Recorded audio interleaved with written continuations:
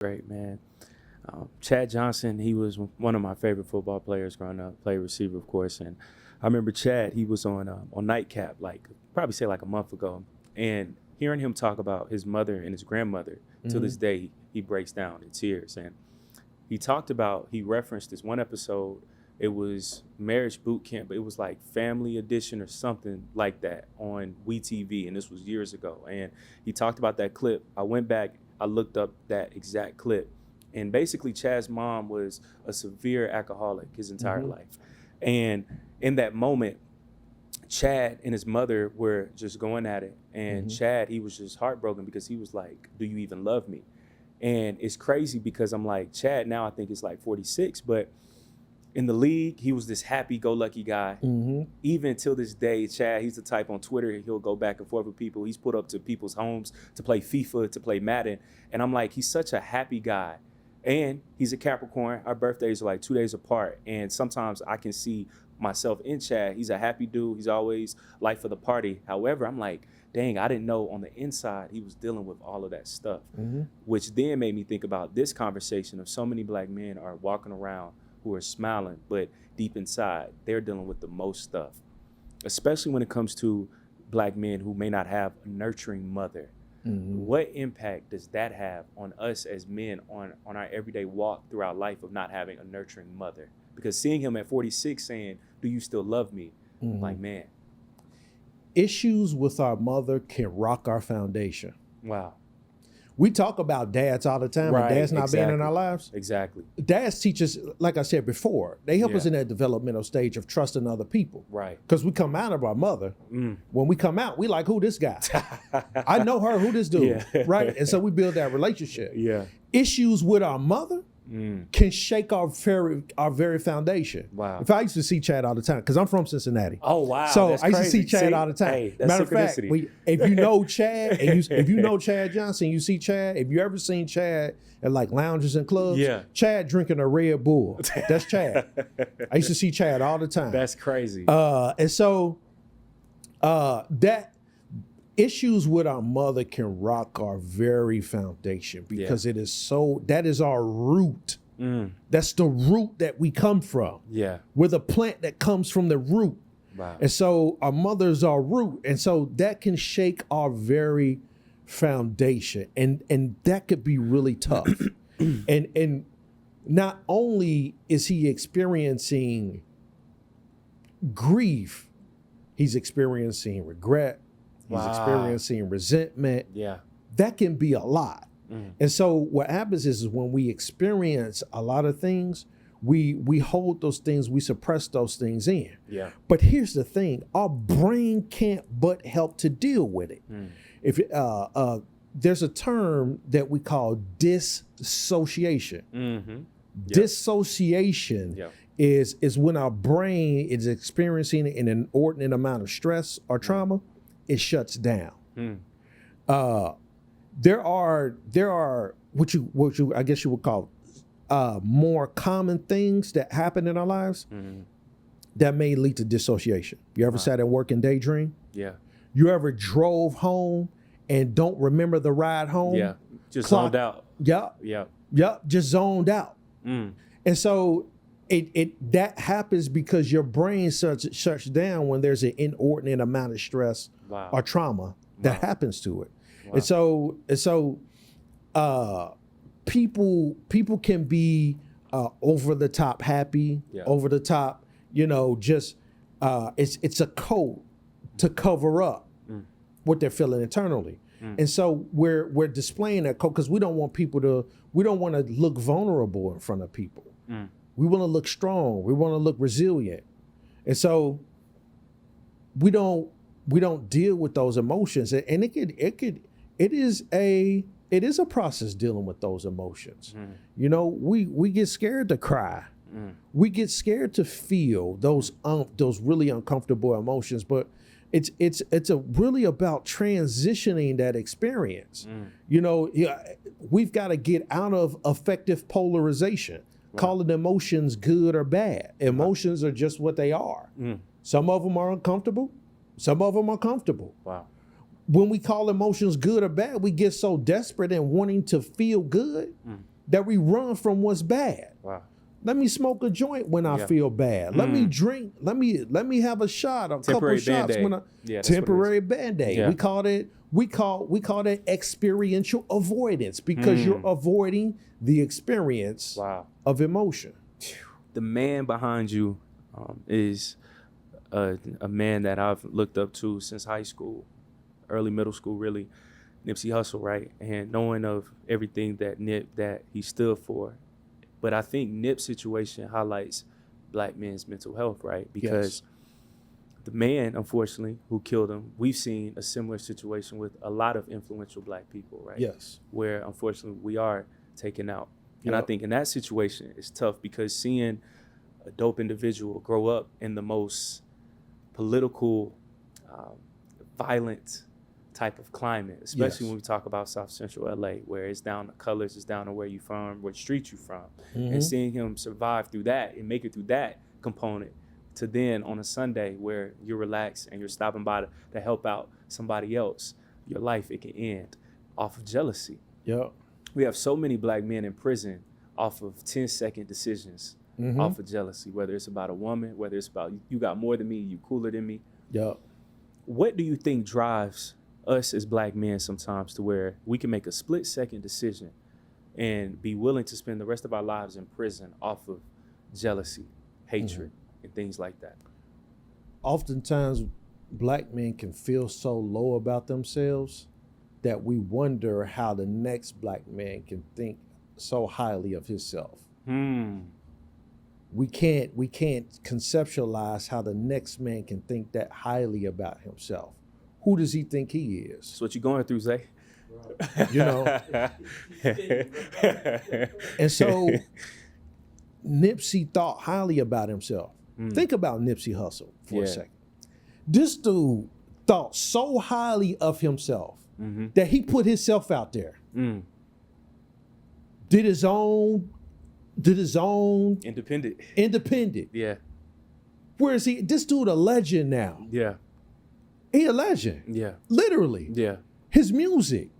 People still rock this man music. Yeah. All the way over from west to the east. Yeah. And so that's how highly that man thought of himself. And he said, I got enough of this that it's overflowing out of me that everybody else can bring their cup and get some of this water. Wow.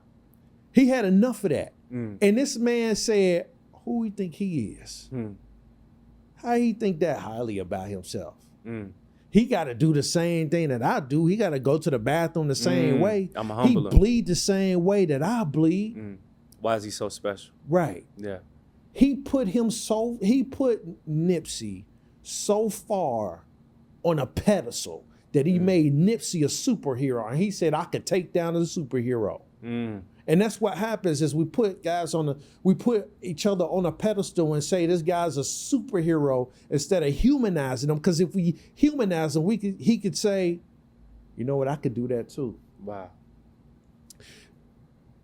We get so envious and jealous that we overlook the next man's purpose. We don't feed off of the next man's purpose.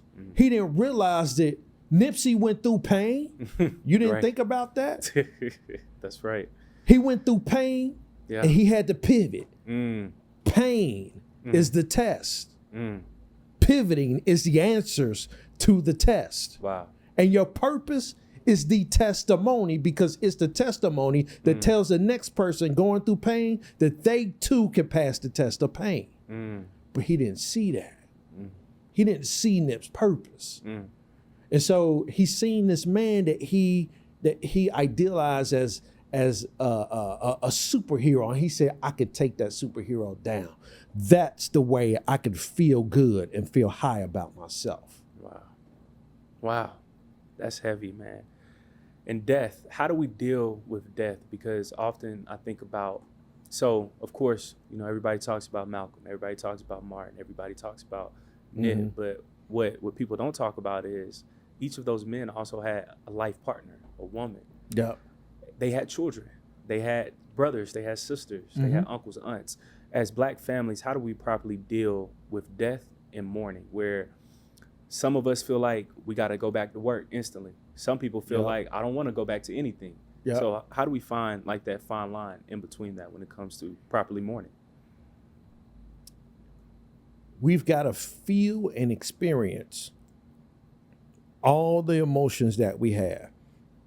When we talk about grief, grief is a loaded emotional term because there's a whole slew of emotions and thoughts that come with grief. We grieve because we still have love in us for that person that we have not yet experienced. And now that person is gone. And so now we've got to figure out how to let it go and let it out. And so one of the things that I do is what you call a Gestalt technique in therapy. Is I tell people whenever you're grieving, write down your regrets, resentments, and appreciations of that person. Wow.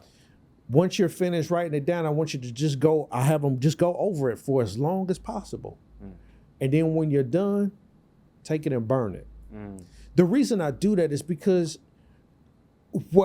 it helps people to process what they feel. All those unresolved emotions that you have regarding that experience. Death can be a traumatic event. How do we handle death? Feel through it, because the reality of it is you're going to be sad. You should be. You're going to be hurt. You should be. You're going to miss that person. You should miss that person. Feel all of it. Don't avoid it. Feel all of it. Everybody gets sad. It's okay to cry. It's okay to let all of that go. Feel through it. Everybody got all these techniques and all these processes, and they gonna give you step by step. I got all that too. I got a whole load of that. I could give you that. But my short answer, feel it. Let it go. Yeah. Wow. Our Black fathers who's tuning in, let's say they're dealing with custody battles. How do they properly nurture their Black sons, even though that Black son might be connected to a mother who doesn't love the father and they're split? How do you properly navigate that of trying to be a father, but then you're still dealing with custodial rights? You're still dealing with going back and forth with the moms, which I see with a lot of young Black men. How do they properly try to navigate that space? I deal with a lot of guys in therapy who deal with that very situation. Right. And what I tell guys is don't let the process disrupt you from feeding your son support, empathy, and love. Yeah. What does that mean? And they always, I only get on once a weekend. Then you give all that you got for that that weekend. Got you. I'm proud of you. I love you.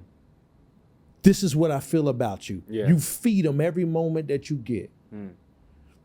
They can't, it's maybe out of your power when a judge is going to grant you visitation.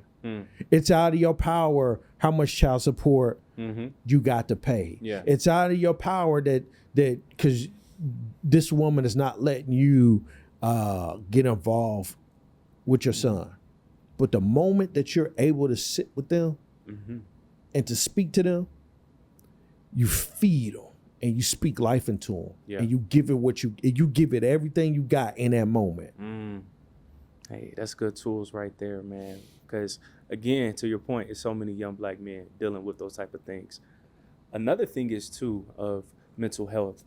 We are in this age now where kids are talking about mental health or mental health days at a very young age. However, though, I also hear complaints from employers or my parents or other people. Hey, these kids, they a little too soft though. How can we balance mental health and saying, it's my mind today, with also still being a control leader of knowing I still have to get things done. I can't just not show up to my final exam because mentally I'm not there today. I can't just show up to my job for 3 weeks because I don't feel like it or I feel anxious. How do you still properly fight through those negative emotions sometimes? You teach the proper way of utilizing resiliency. Resiliency, that's good.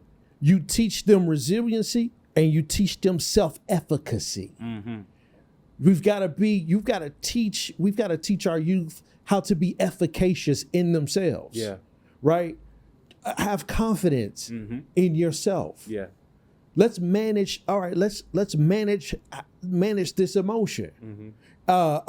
Schools have health education, but they don't have mental health education. Facts. You know, they don't teach our youth how to regulate their emotion. You could give them sex education, but not emotion education. Wow. You're going to talk to them about sex, but sex is a frontal lobe. Sex is a frontal lobe function before it's a physical function. Let's teach them how to process, think through it, and feel their emotions before we start talking to them about how to use a condom. We talk so much in schools about you know, sexual prevention, but not emotion regulation. Wow. You're not lying though, man, because that is a very dangerous thing. You could be in the 5th grade learning about sex, but I don't know how to deal with these different emotions. As a Black male therapist, what challenges have you faced in your space? You know, it's whenever I do, because I do a lot of education, I do a lot of advocacy. And when I say I do those things, I don't work for no job. I don't work for nobody. I work for myself. And so whenever I do the education and advocacy, you know, it's a challenge. It's a challenge trying to, at times, help people understand the importance of mental health. That could be a challenge. It's a challenge helping people to gain access to care. There are times, you know, even in my practice where, you know, people don't have the insurance lapse or things like that, where, you know, they can't come to therapy. And so some, you know, depending on the situation, sometimes I just, you know what, don't worry about it, just come. Just come to therapy. Like I don't know how we're gonna I'll figure it out monetarily. I don't know. Like, but just come to therapy. You know, we'll do it. You know, and so there's times where I just take the hit. You know, but it's that challenge. We have to change the mental health infrastructure across this country. It's got to change. It's got to be different. We've got to provide people access to care. You know, we've got to, you know, there's a lot of people in our community, in the Black community, that don't have access to care. And so we've got to figure out a way to get them access. And so that's a challenge. From a personal standpoint, your therapist see a therapist.